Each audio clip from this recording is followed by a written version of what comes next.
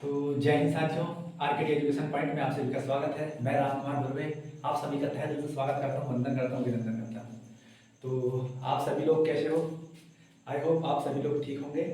तो आज हम जो है इतिहास का जो पहला चैप्टर है ईंट मनके और अस्थियाँ, ईंट मनके अस्थियाँ का जो लेक्चर नंबर 2 है, उस लेक्चर नंबर 2 को आज हम पढ़ने जा रहे हैं।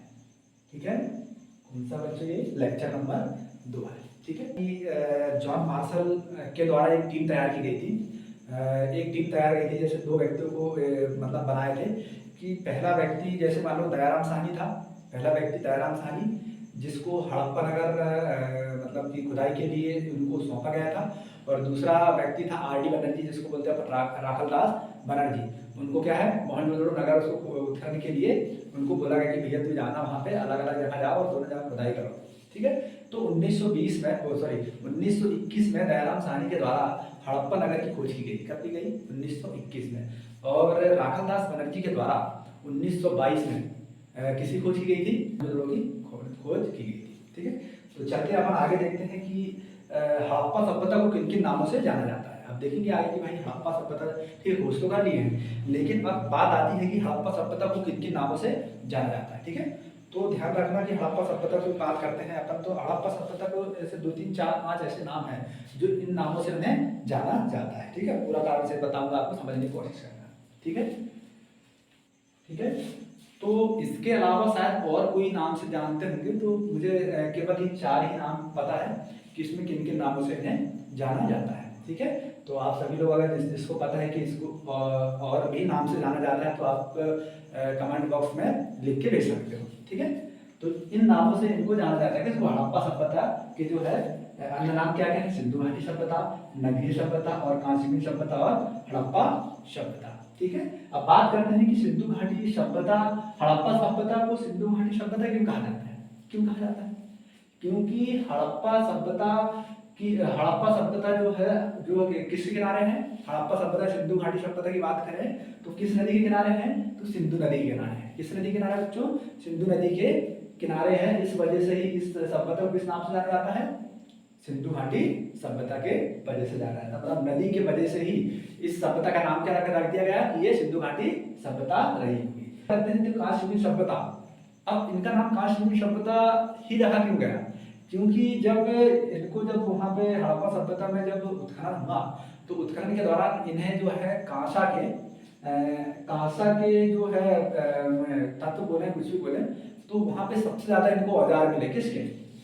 कांसे के। सबसे ज्यादा कांसे के औजार मिलने की वजह से क्या बोलते हैं कि ये कांस्ययुगीन सभ्यता है। ठीक है, अब बोलते हैं कि इसको हड़प्पा सभ्यता क्यों कहा जाता है? अब हड़प्पा सभ्यता इसलिए कहा जाता है क्योंकि यहाँ पे सबसे पहले हड़प्पा नगर में ही सबसे पहले इन्हें साक्ष्य मिले थे। क्या मिले थे? हड़प्पा में ही सबसे पहले इन्हें साक्ष्य मिले थे। किसको साक्ष्य मिले थे? मैंने तुम्हें पहले ही बताया। किसको साक्ष्य मिले थे? किसको मिले थे? चार्ल्स मैसन। चार्ल्स मैसन साहब को क्या मिले थे? हड़प्पा में सबसे पहले साक्ष्य मिले थे। इस वजह से क्या बोलते हैं इसको? हड़प्पा सभ्यता के नाम से इन्हें जाना जाता है। तो आई होप आप सभी को समझ आ गया होगा कि इन्हें किन किन नामों से जाना जाता है। ठीक है, तो अगली बात करते हैं अपन, शायद आप सभी को ये समझ आ गया होगा, सभी लोग स्क्रीनशॉट ले लेना। ठीक है, चलो अब बात करते हैं कि सिंधु घाटी सभ्यता या फिर हड़प्पा सभ्यता की अगर बात कर रहे हैं तो उसका भौगोलिक विस्तार क्या रहा होगा? क्या कहेंगे बच्चों कि वहां का भौगोलिक विस्तार क्या था? ठीक है, चलो समझने की कोशिश करना। अब बात करते हैं अपन भौगोलिक विस्तार की।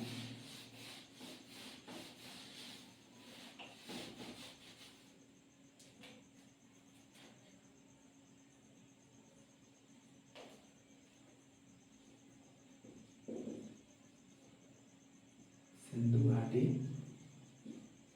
सभ्यता का भौगोलिक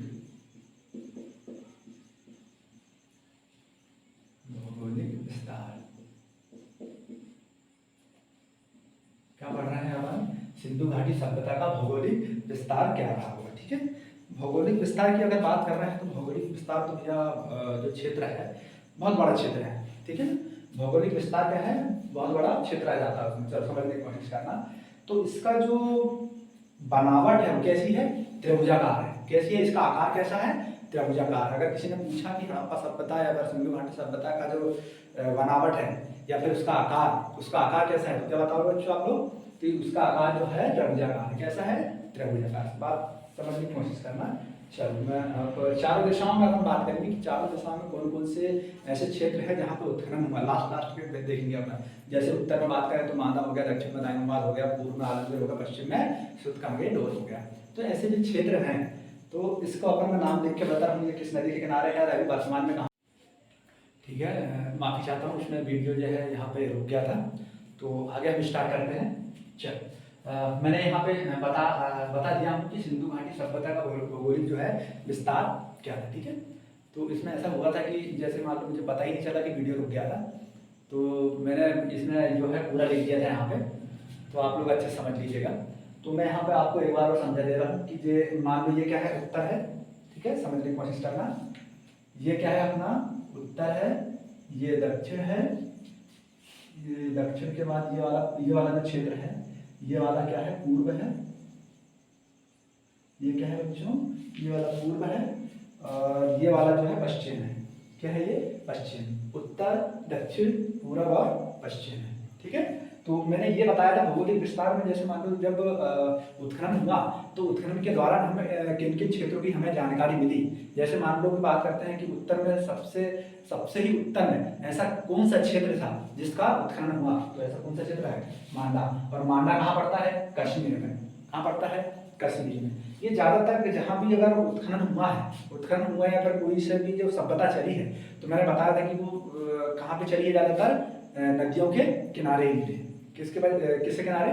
नदियों के किनारे। ठीक है, तो उत्तर में क्या है अपना मांडा, दक्षिण में क्या है अपना दाइमाबाद, पूर्व में क्या है आलमगीर, पश्चिम में क्या है सुतकांगे डोर है। सुतकांगे डोर है ये। ठीक है, अब बात करते हैं कि मांडा की बात करते हैं तो कश्मीर में है। किस नदी के किनारे है? तो चिनाब नदी के किनारे। ठीक है, और दक्षिण में क्या है अपना दाइमाबाद। कहाँ पे है ये अभी वर्तमान में? महाराष्ट्र में है। और किस नदी के किनारे? गोदावरी नदी के किनारे जो है इनके साक्ष्य मिले हैं। अब बात करते हैं पूर्व में। पूर्व में क्या है अपना आलमगीरपुर। क्या है? आलमगीर। ठीक है, आलमगीरपुर बोलते हैं उसको। और ये क्या है अपना कहाँ पे है? उत्तर प्रदेश में। किस नदी के किनारे? हिंडन नदी के किनारे। ठीक है, ये नदी को मैंने इस रूप में कोष्टक में बंद किया हूँ, ये नदी का है। और यहाँ पे है ये सुतकांगे डोर। क्या है? पश्चिम में सुतकांगे डोर है। और कौन से क्षेत्र में है? तो बलूचिस्तान में। और किस नदी के किनारे? तो दास की नदी के किनारे जो है इनका जो है उत्खनन के दौरान इनके साक्ष्य मिले हैं। ठीक है, तो बात समझ आ रही है आप सभी को कि ये कौन सा क्षेत्र है? ठीक है, अब मैं थोड़ी सी यहाँ पे जानकारी दे रहा हूँ, थोड़ा नोट करना है यहाँ पे। इधर दिख जाएगा, शायद यहाँ पे दिख जाएगा, तो यहाँ पे थोड़ा नोट कर लेना। इस सिंधु घाटी सभ्यता का जो आकार है, मैंने तुम्हें पहले भी बता दिया हूँ, सिंधु घाटी सभ्यता का जो आकार है वो कैसा है? आकार। तो मैं यहाँ पे डायरेक्ट क्या लिख दे रहा हूँ, यहाँ पे आकार लिख दे रहा हूँ, यहाँ पे समझने की कोशिश करना। इसका आकार कैसा है? तो त्रिभुजाकार है। कैसा है बच्चों? त्रिभुजाकार है। बात समझ आ रही है? इसका आकार कैसा है? त्रिभुजाकार है। ठीक है, दूसरा अपन देखेंगे कि यहाँ पे जो है इसका जो क्षेत्रफल है, जो कितने क्षेत्रफल में जो है अपने को उत्खनन के दौरान जो है साक्ष्य मिले हैं, या फिर किन किन क्षेत्रों में जब इसका उत्खनन किए तो ऐसा कितने क्षेत्रफल में जो है इसका विस्तार फैला हुआ है। तो अपन बात करेंगे तो इसका विस्तार या फिर क्षेत्रफल। ठीक है, तो इसका जो क्षेत्रफल देखेंगे, क्षेत्रफल की बात करेंगे अपन, तो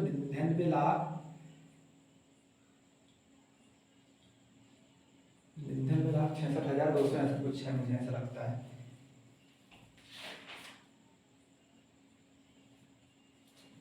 सॉरी, 12,99,600 वर्ग किलोमीटर में फैला हुआ है।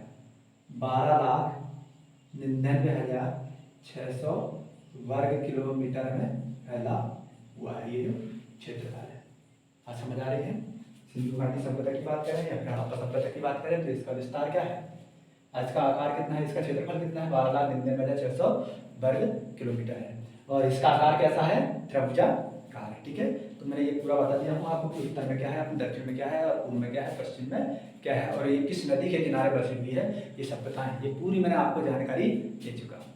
अब बात करते हैं अपन अगली, जब चलेंगे तो आगे अपन ये देखेंगे कि जो उत्खनन हुआ जैसे मान लो बात करते हैं 1921 से लेकर 1947 तक, कब से कब तक, 1921 से लेकर 1947 तक यहाँ पे कितने बार क्या क्या खोजें हुई है, कहाँ किन किन क्षेत्रों में, कितने क्षेत्रों में जो है उत्खनन हुआ, हम सबसे पहले ये देखेंगे। ठीक है, तो ये आप सभी को शायद समझ आ गया होगा। ठीक है, चलो अब मैं बैठाता हूँ इसको। अब हम बात करेंगे कि 1921 से लेकर 1947 तक कितने स्थल खोजे गए हैं। थोड़ी ये जानकारी देख लेते हैं कि 1921 से लेकर 1921 से 1947 तक कितने स्थल खोजे गए हैं। तो कितने स्थल खोजे गए हैं बच्चों ये, तो ये टोटल खोजे गए हैं 40 स्थल। कितने स्थल खोजे गए हैं, 40 स्थल खोजे गए हैं। बात समझ आ रही है, कितने स्थल खोजे गए हैं, 40 स्थल खोजे गए हैं। जिसमें से भारत में कितने स्थल हैं, कितने स्थल थे, और वर्तमान में भारत में कितने स्थल हैं, और पाकिस्तान में कितने स्थल, ये देखेंगे। ठीक है, तो यहाँ पे ध्यान देना। तो अभी वर्तमान की बात करें तो पाकिस्तान में कितने स्थल है, पाकिस्तान में है 38 स्थल, और अपने भारत में कितने स्थल है, तो भारत में 2 स्थल जो है खोजे गए थे। ठीक है, तो यहाँ पे अगर आगे देखेंगे अपन 2000 कहाँ तक देखे अपन, 1947 तक। ठीक है, तो इतने स्थल खोजे गए थे। कितने स्थल है, 1921 से लेकर 1947 के मध्य जो है 40 स्थल खोजे गए। 40 स्थल में अपन ये देखेंगे पाकिस्तान, सॉरी 38 है, कितना है बच्चों, ये 38 है। यहाँ पे कितना है, भारत में 2 स्थल खोजे गए थे। ठीक है, अब आगे हम देखेंगे कि 1947 से लेके 2023 तक, 1948 से लेकर 2023 तक कितने स्थल खोजे गए हैं। ठीक है, तो यहाँ पे हम देखेंगे आगे कि कितने स्थल खोजे गए हैं, 1502 स्थल खोजे गए हैं। कितने स्थल बच्चों, 1502 स्थल। अब 1502 स्थल में 1502 स्थल में भारत में कितने हैं, पहली बात करेंगे पाकिस्तान में कितने हैं, कितने, पाकिस्तान में कितने हैं, और भारत में कितने स्थल खोजे थे, और अफगानिस्तान एक क्षेत्र है, क्षेत्र बोल रहा हूँ यहाँ पे, क्या है ये क्या है देश, अफगानिस्तान। ये इन क्षेत्रों ने जो अभी तक कितने जो है खोजे की है। ठीक है, तो 1502 में 475 तो किसने खोजा है, पाकिस्तान में। किसने, पाकिस्तान ने। भारत में खोजा है 1025, कितना, 1025, और अफगानिस्तान में कितने स्थल खोजे हैं, सिर्फ 2 स्थल खोजे गए। तो देखिए 1947 से लेकर 2023 तक कितने स्थल खोज डाले अभी तक आपने, तो 1025 जो है स्थल खोज चुके हैं। ठीक है, तो इतने जो स्थल हैं अभी वर्तमान में अपन ने खोजे हैं। पहले अगर बात करें तो 1947 तक तो कितने स्थल खोजे थे, ओनली 2। लेकिन जैसे ही बात करते हैं 1948 से लेकर 2023 तक, तो भारत जो है पाकिस्तान से बहुत आगे चला गया है। ठीक है, आई होप आप सभी को समझ आ गया होगा कि हमें किस तरह से खोजे की, और 1948 के पहले कितनी खोजे की, और 1947 के बाद कितने स्थल जो है खोजे गए थे। मैंने तुम्हें ये बता दिया हूँ कि यहाँ पे जो है कितनी खोजें की गई थी 47 के पहले और 2023 के अभी तक जो है कितनी खोजें भारत के द्वारा की गई है, पाकिस्तान के द्वारा की गई है। अब हम बात करेंगे कि हड़प्पा सभ्यता को किन किन विशेषताओं के लिए जाना जाता है। क्या देखेंगे बच्चों, कि हड़प्पा सभ्यता को किन किन विशेषताओं के लिए जाना जाता है, सबसे पहले हम देखेंगे। ठीक है, तो यहाँ पे आई होप आप सभी को समझ आ गया होगा। ठीक है, तो अगर आप लोगों को अगर अच्छा लग रहा है तो सभी लोग चैनल को सब्सक्राइब भी करना है। ठीक है, और वीडियो को लाइक करना है, और अपने सभी दोस्तों को शेयर भी करना है। ठीक है, तो अपन आगे बढ़ते हैं। और ये जो वीडियो बन रहा है, ठीक है, ये जो एमपीपीएससी की तैयारी कर रहे हैं उसके लिए बहुत इंपॉर्टेंट है। हम बात कर रहे हैं सिंधु घाटी सभ्यता। कंपटीशन में ये जो है सबसे ज़्यादा पूछा जाने वाला जो है चैप्टर है ये, तो इसमें कम से कम 2 से 3 क्वेश्चन जो है कंपटीशन में बनता ही है। ठीक है, चाहे कोई भी एग्जाम में ले लो, 1, 2, 3 क्वेश्चन जो है इसमें बनता ही। ठीक है, बहुत बहुत इंपॉर्टेंट है। ठीक है, कंपटीशन के बिहेवियर से। ठीक है, चलो अब हम आगे बात करते हैं कि जो है हड़प्पा सभ्यता जो है किन किन विशेषताओं के लिए जानी जाती है, तो अपन ये देखेंगे। ठीक है, चलो विशेषताओं के लिए जानी जाती है, बताओ किन विशेषताओं के लिए जानी जाती है, पता है? चल नहीं पता होगा तो मैं बता रहा हूँ, ठीक है। तो यहाँ पे लिख रहा हूँ मैं ईंट, मनके, तीसरा है लिपि, चौथा है मोहरे, मोहरे के लिए जाना जाता है। पांचवा क्या है, ईंट, मनके, लिपि, मोहरे, सार्वजनिक स्नानागार, घरों की बनावट है। क्या है, सार्वजनिक स्नानागार, सार्वजनिक स्नानागार। छठवा नंबर है घरों की,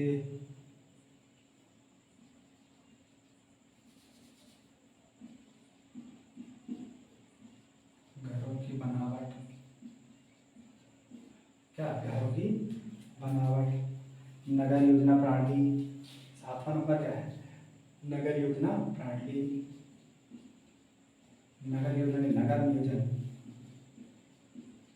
नगर नियोजन प्रणाली। ठीक है, ये जो है हड़प्पा सभ्यता की ये प्रमुख विशेषताएं हैं। क्या है बच्चों, ये हड़प्पा सभ्यता की प्रमुख विशेषताएं हैं। ईंट की बात करें, क्या, ईंट की, ठीक है। तो ये ईंट है, दूसरा है मनके, तीसरा है लिपि, चौथा है मोहरे, पांचवा है सार्वजनिक स्नानागार, छठवा है घरों की बनावट है, और सातवां है नगर नियोजन प्रणाली। ठीक है, ये जो प्रमुख इनकी जो क्या है विशेषताएं हैं, क्या है विशेषताएं। तो ध्यान देना यहाँ पे कि हम जो है थोड़ी थोड़ी जानकारी दे रहा हूँ मैं कि ईंट के बारे में बता दूंगा, थोड़ा मनके के बारे में बताऊंगा, मोहरे के बारे में बताऊंगा, लिपि के बारे में बताऊंगा, ठीक है, और स्नानागार के बारे में। मतलब इसमें ये है जो है अपना मैन पॉइंट है, ये क्या है, ये सब जो है मैन पॉइंट है।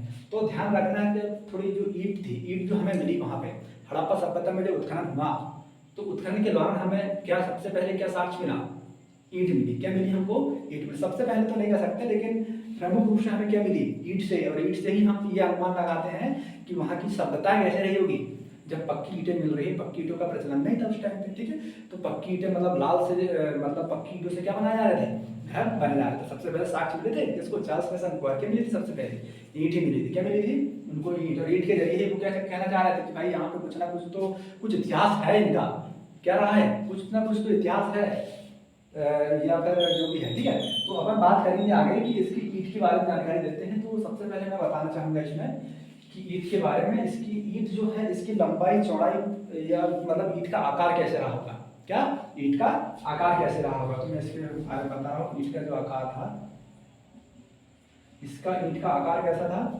यहाँ पे ध्यान देना, लंबाई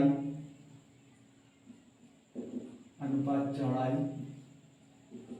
लंबाई चौड़ाई और ऊंचाई, ठीक है। तो यहाँ पे लंबाई थी 4, चौड़ाई थी 2 और ऊंचाई कितनी थी 1, ठीक है। 4:2:1 के अनुपात में थी इसकी, क्या, इसकी ईंट की मोटाई, लंबाई, चौड़ाई और ऊंचाई, ठीक है। अब बात करते हैं मनके, किसके बारे में बच्चों, अब बात करते हैं अपन मनके की। तो मनके का मतलब होता है मोती। मनके का मतलब क्या होता है बच्चों, मोती। क्या होता है, मोती। मनके का मतलब क्या होता है, मोती। इस मोती का उपयोग अपन कहाँ करते थे, कहाँ करते थे, जो आभूषण बनाने में। मोती का उपयोग कहाँ करते थे, मोती का उपयोग आभूषण बनाने में किया करते थे। आभूषण में, आभूषण बनाने में, आभूषण बनाने में करते थे। किस बनाने में करते थे, आभूषण बनाने में करते थे। इसमें तो मनके का मतलब होता है मोती, और मोती का उपयोग कहाँ करते थे, आभूषण बनाने में, ठीक है। अब बात करते हैं लिपि, किसके बारे में पढ़ेंगे बच्चों अपना, लिपि के बारे में देखेंगे कि लिपि जो थी कैसी लिपि थी। वहां पे लिपि की हम बात करेंगे तो वहां की लिपि कैसी थी, भाव चित्रात्मक। कैसी लिपि थी बच्चों, वहां की लिपि कैसी थी, भाव चित्रात्मक, भाव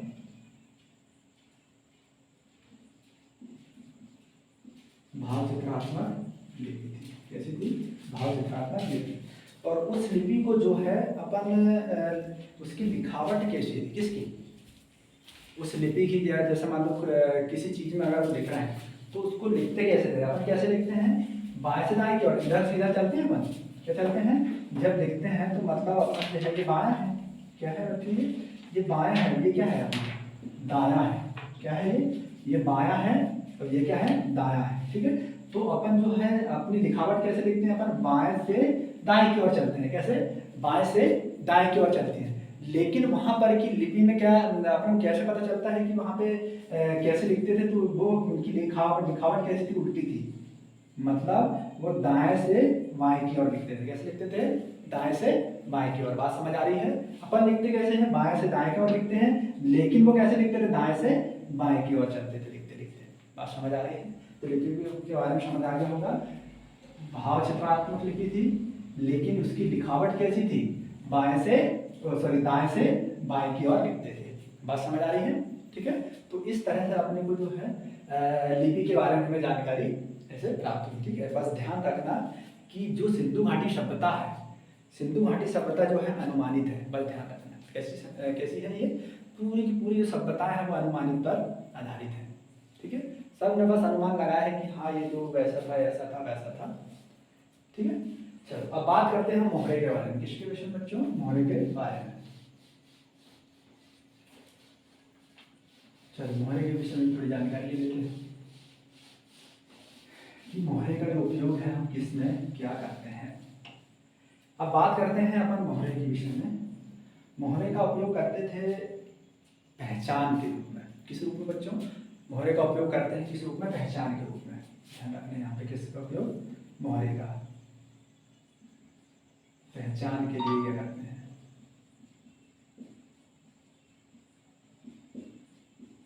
पहचान मतलब आइडेंटिटी के रूप में, ठीक है। बात समझ आ रही है। अब पहुंचते हैं अपन 5वां नंबर में, सार्वजनिक स्नानागार। किसमें बच्चों, सार्वजनिक स्नानागार में। तो सार्वजनिक स्नानागार की बात करें, सार्वजनिक स्नानागार जो है इसका बहुत बड़ा थोड़ा बड़ा टॉपिक है, इसमें समझने की कोशिश करना है। इसमें सार्वजनिक स्नानागार जो इस रूप में बना रहता है, ठीक है। ये सार्वजनिक स्नानागार हो गया, यहाँ पे अंदर रहता था जलकुंड, क्या रहता था ये, जलकुंड हो गया। ये क्या है, सब पूरा सार्वजनिक स्नानागार है, ठीक है। सार्वजनिक स्नानागार मतलब स्विमिंग पूल, ठीक है, स्विमिंग पूल, ठीक है। तो यहाँ पे जो है ये क्या है अपना उत्तर है, ये क्या है उत्तर है, ये क्या है अपना दक्षिण है, ये क्या है अपना पूर्व है, ये क्या है अपना पश्चिम है, क्या है ये पश्चिम है, ठीक है। और बीच में जो है यहाँ पे क्या है, ये जलकुंड है, क्या है बच्चों ये जलकुंड है। यहाँ पे लिख लेना ये क्या है, जलकुंड है, ये क्या है जलकुंड है, ठीक है। और यहाँ पर ये सब जो है नीचे उतरने की सीढ़ी बनी रहती थी, क्या बनी रहती थी, ये सीढ़ी बनी रहती थी नीचे उतरने के लिए। ये सब क्या है, ये क्या है, ये सीढ़ी है, क्या है बच्चों ये सीढ़ी है, नीचे उतरने के लिए सीढ़ियां हैं। यहाँ पे लिख दे रहा हूँ मैं सीढ़ियां करके, ठीक है।